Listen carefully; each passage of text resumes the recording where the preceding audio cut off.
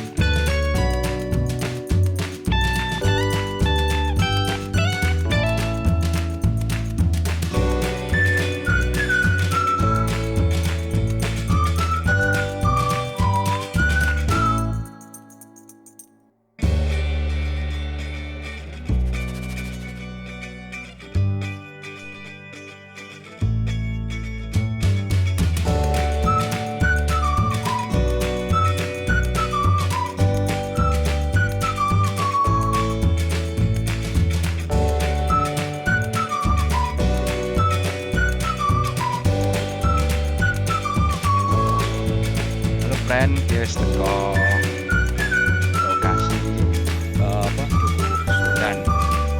Di sini lah suasananya asri, adem, ayem, dan masih banyak apa perbukitan, gunung-gunung, pohon-pohon luar biasa pokoknya. Inilah Magetan sisi kidul. Ya, beginilah suasana di pedesaan. Nek habis hujan itu ya seperti ini, friend. Gitu, kita 2 Mei, adem, asri, dan nyenipol pokoknya. Gitu. Jauh dari keramaian. Pokoknya pikiran tenang lah, friend. Gimana gak direncanakan sebetulnya melaku mulai bulan konten gitu.